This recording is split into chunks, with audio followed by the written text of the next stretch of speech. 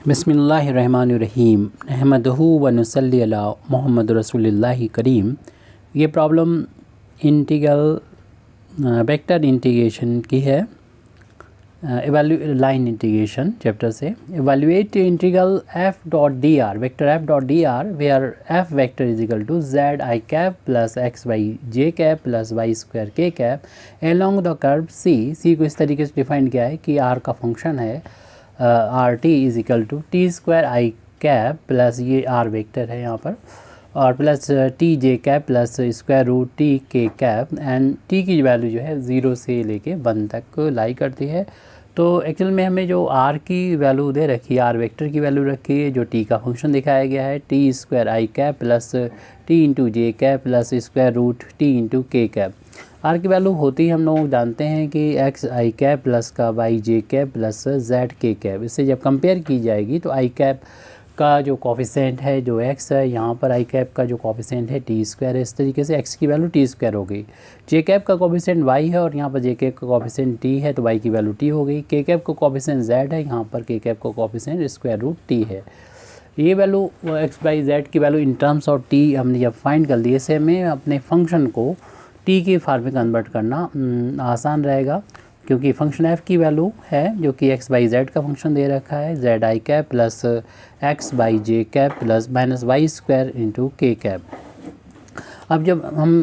Line integration find کرتے ہیں تو ایک ہی انٹیگریشن ہوتا ہے، یعنی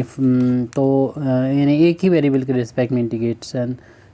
کریں گے، اس میں تو ایک ہی ویریبل ہونا چاہیے جب ہم کوئی انٹیگرل کر رہے ہیں۔ تو اس کے لیے ہمارے جو فنکشن ہے اس کا جو انٹیگریشن کر رہے ہیں یعنی ایف ڈاٹ ڈی آر کا، تو اس میں ایکس وائی زیڈ تینوں آ رہے ہیں، ان کو ایک ہی ویریبل میں بدلنے کے لیے یہ ہم نے اوپر ویلیو فائنڈ کر کے رکھی ہے، تو اس فنکشن کو ایک ہی ویریبل میں بدل دیں گے۔ زیڈ کی ویلیو یہاں پر اسکوائر روٹ ٹی رکھ دیں گے آئی کیپ پلس ایکس کی ویلیو جو کہ ٹی اسکوائر ہے اور وائی کی ویلیو ٹی ہے جے کیپ، اور پلس مائنس کا وائی کی ویلیو ٹی ہے، اس کا اسکوائر ہے وائی کا تو اسکوائر کر دیا کے کیپ، تو یہاں پر square root T I keep یہ کیپٹل ایف کی ویلیو ہو جائے گی، پلس کا ٹی کی پاور 2 اور ایک پاور مل کے 3 پاور ہو جائے گی جے کیپ، اور مائنس کا ٹی اسکوائر انٹو کے کیپ۔ اب ہمیں انٹیگریشن جس کا کرنا ہے اس کی ویلیو فائنڈ کر کے رکھ لینی چاہیے، یعنی ایف ڈاٹ ڈی آر کی ویلیو۔ تو ایف کی ویلیو تو اوپر ہم نے فائنڈ کی ہے، square root T I keep, F کی ویلیو گیون تھی in terms of x Y Z, جس کو ہم نے ٹی کی فارم میں بدلا ہے بس، پلس ٹی کیوب جے کیپ مائنس ٹی اسکوائر کے کیپ ڈاٹ ڈی آر۔ اب ڈی آر کی ویلیو ہم نے فائنڈ نہیں کی ہے، تو ٹھیک رہے گا ہمارے لیے اگر ہم ڈی آر کی ویلیو کو پہلے فائنڈ کر کے رکھیں گے۔ تو آر کی ویلیو تو معلوم ہی ہے، ڈی آر جو ہے وہ ہمیں ڈفرینشیٹ کرنا ہوگا آر کو، آر کی ویلیو اوپر لکھی ہوئی ہے، آپ چاہیں تو اس کو آر کی ویلیو کو لکھنا ہوگا، یعنی T square I keep plus T into j cap plus کا اسکوائر روٹ ٹی انٹو کے کیپ۔ پہلے سے فائنڈ کر لیتے ہیں، پھر ہم ایف ڈاٹ ڈی آر کی ویلیو نکال کے فائنڈ کر کے اس کو انٹیگریٹ کریں گے۔ تو یہاں پر 3 ٹرم ہے، تینوں کا الگ الگ ڈفرینسیشن ہو جائے گا اور ہمیں ڈی آر ویکٹر کی ویلیو مل جائے گی۔ تو فرسٹ ٹرم کا ڈفرینسیشن کریں گے تو آئی کیپ کو پہلے لکھ دیجئے، کانسٹینٹ ہے، اور یہاں پر ڈفرینسیشن ہمیں ٹی اسکوائر کا کرنا ہوگا۔ اسی طریقے جے کیپ کو پہلے لکھ دیے، ٹی کا ڈفرینسیشن کرنا ہوگا، اور کے کیپ کو پہلے لکھنے کے بعد ڈفرینسیشن اسکوائر روٹ ٹی کا کرنا ہوگا۔ تو یہاں پر جب ہم ٹی اسکوائر کا ڈفرینسیشن کریں گے پاور 2 آگے آ جائے گی، اور جتنی بھی پاور اس میں سے ایک کم یعنی 1 آ جائے گی پاور، اور ٹی کا ڈفرینسیشن ڈی ٹی پلس، اس میں تو کچھ کرنا نہیں کیونکہ ٹی کا ڈفرینسیشن ڈی ٹی لکھا ہوا ہے، پلس کے کیپ انٹو، اس کو ڈفرینشیٹ کریں گے تو آپ کو معلوم ہے اسکوائر روٹ ٹی کا مطلب ہوتا ہے ٹی کی پاور کتنا ہوتا ہے، یہاں پر تھوڑا سا دھندلا آ رہا ہے، فوکس کرنا ہے ہم کو یہاں پر۔ تو اس اسکوائر روٹ ہٹائیں گے پاور 1/2 آ جائے گی۔ یہاں پر آپ نے دیکھا ہم نے صرف آئی کو جے کو کے کیپ کو باہر کر لیا، اور جو بھی ہماری ویلیو تھیں آگے ٹرم تھے ان کے ڈفرینسیشن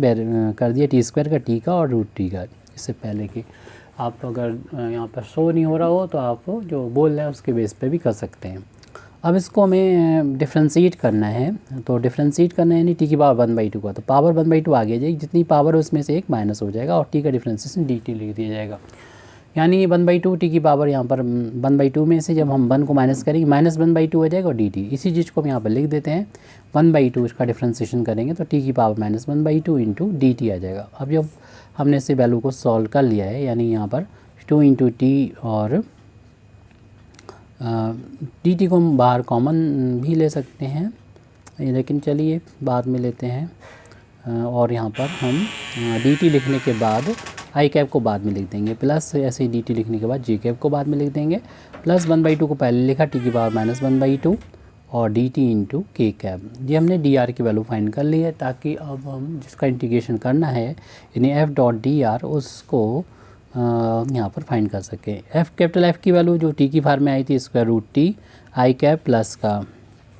पीछे देख लीजिएगा t³ जे कैप और माइनस का t² इंटू के कैप। फिर उसके बाद डॉट प्रोडक्ट करना है इस वेक्टर के साथ में, dr के साथ में।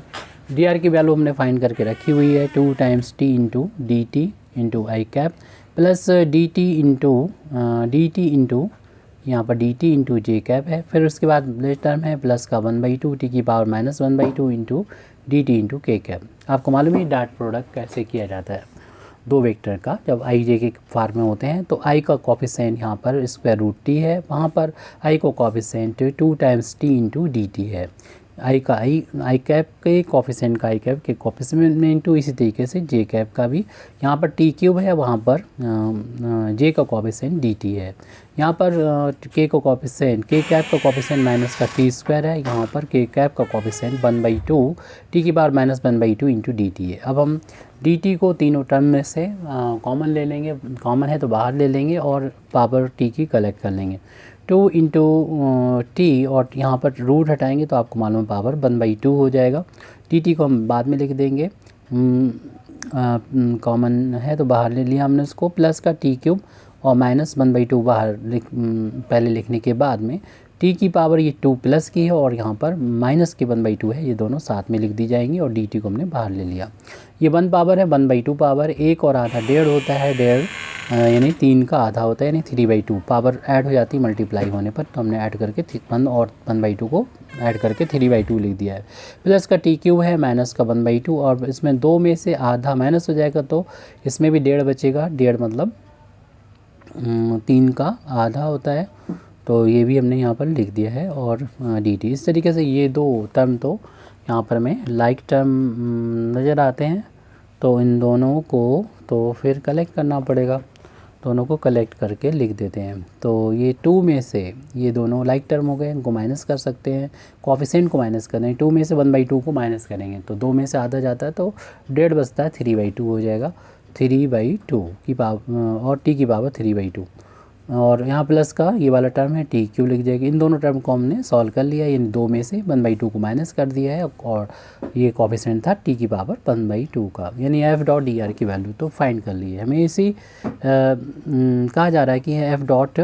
dr की वैल्यू निकालें और इससे कर्व के अलॉन्ग निकालें c के, और c हमें बता दिया गया है कि इसमें t की वैल्यू इसकी बदल रही है 0 से लेके 1 तक। f डॉट dr की वैल्यू फाइंड कर चुके हैं 3/2 टी की पावर 3/2 प्लस t³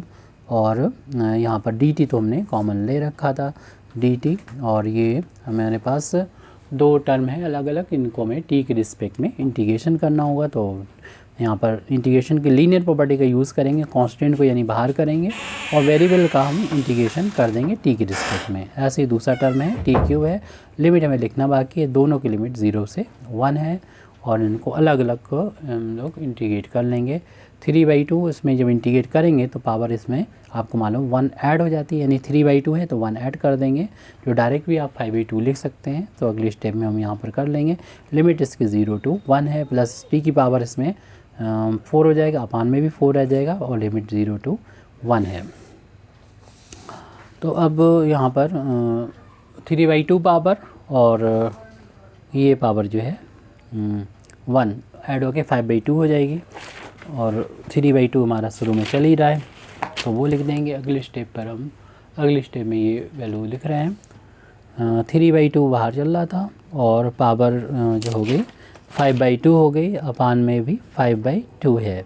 और इसकी जो लिमिट है 0 to 1 है। दूसरा जो टर्म है प्लस,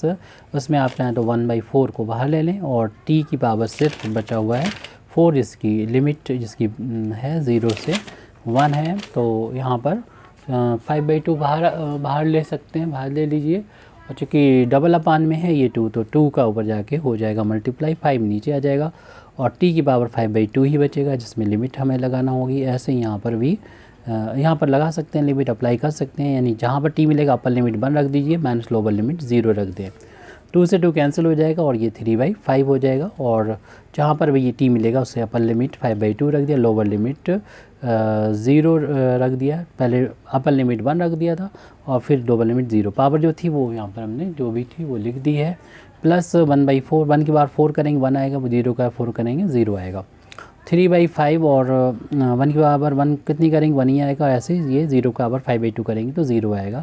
اور 1/4 کا صرف 1 میں انٹو کرنے پر 1/4 ہی آ رہا ہے اس میں، اور 3/5 کا ملٹیپلائی 1 میں کریں گے 3/5 پلس 1/4، ان دونوں کا ایلسیم لے لیں گے جو کہ 20 ہو جائے گا، اور پھر ہم اس میں ایلسیم لے کے یہ ڈیوائڈ کریں گے 5 کو 20 کو، 4 بار 4 کا اوپر جا کے ملٹیپلائی ہوگا تو 12 بن جائے گا، پلس اس کو 4 سے ڈیوائڈ کریں گے 5 آ جائے گا، 5 کو 1 میں انٹو کریں گے 5 ہو جائے گا، تو اوپر تو 17 آ گیا نیچے 20 آ گیا۔ اس طریقے سے ہماری یہ پرابلم سوال ہو چکی ہے۔ Thank you very much indeed for listening می، وآخر دعوانا الحمد للہ رب العالمین۔